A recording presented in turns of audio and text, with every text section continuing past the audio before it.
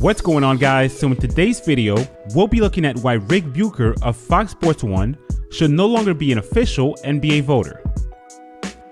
Now this is the first of many in a new series on this channel where I'll be highlighting one specific voter who's also a media personality and show why he or she should no longer be voting for league awards given their bad track record and some of the mistakes they've continued to make on their ballots year in and year out. And in this video, we'll be focusing on Ric Bucher, formerly of ESPN, who currently works for Bleacher Report as a senior writer, and Fox Sports 1 as an NBA analyst, whose documented voting record dates back to the 2013-14 season. And so to start, we'll be looking at the 2014 Most Improved Player of the Year voting, where Klay Thompson of the Golden State Warriors received a total of 2 votes that season. The first one coming from Bob Fitzgerald, who has been the TV play-by-play announcer for the Golden State Warriors since the 1990s, and the second vote being from Ric Bucher of Bleacher Report. However, what many people may not know is that Ric Bucher during the 2013-14 season was employed by the Golden State Warriors, working as a sideline reporter and NBA insider for the team, which puts his and Bob Fitzgerald's ballots into question given their affiliations with the Golden State Warriors.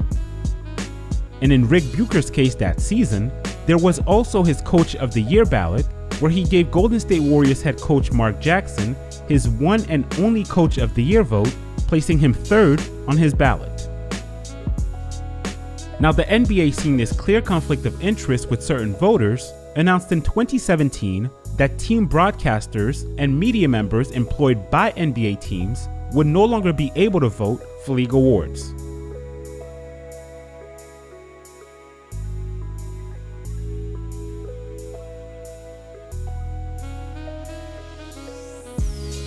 Next, we'll be looking at Ric Bucher's 2016-17 MVP ballot, where he gave Russell Westbrook of the Oklahoma City Thunder a first-place MVP vote after Westbrook averaged a triple-double while leading the Thunder to a 47-35 record, which was 6th best in the Western Conference.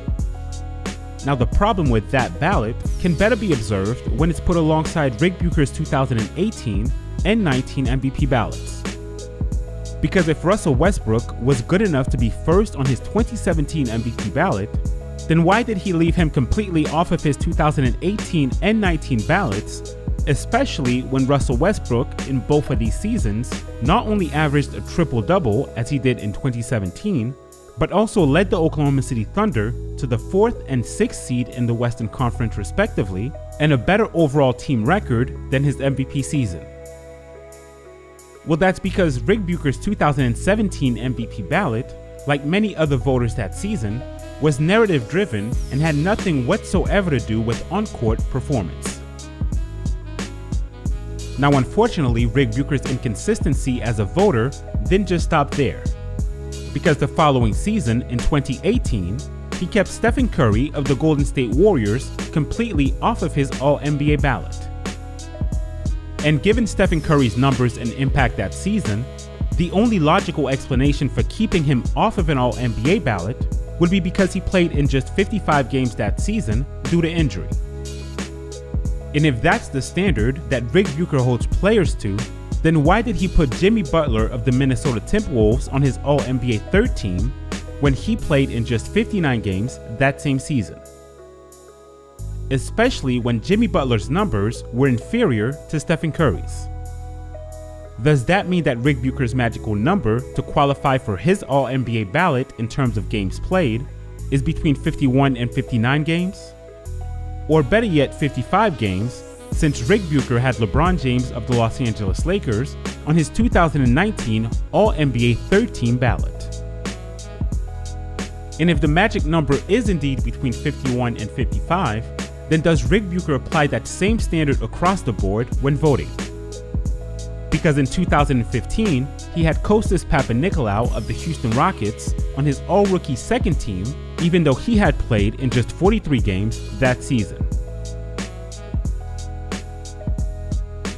Now the last ballot from Ric Bucher that we'll be looking at comes from the 2018 All-Defensive team, where Ric Bucher's ballot can better be judged when it's put alongside his Defensive Player of the Year ballot from that same season, where he gave Clint Capella of the Houston Rockets a third-place vote, which was first among centers.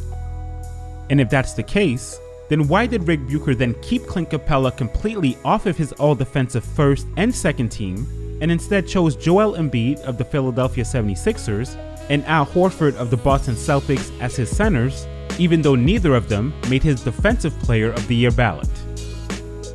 Well, that's because Ric Bucher, like many other media members, doesn't actually think through his ballots, which is why we continue to see these inconsistencies year in and year out.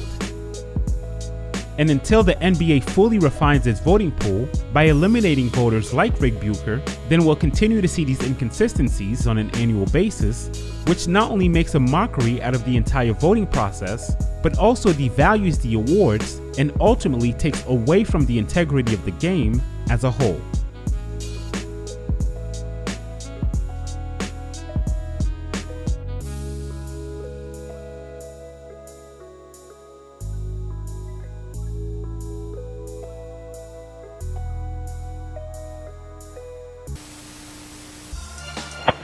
Has been a nice glue guy, has been a great glue guy, I would say.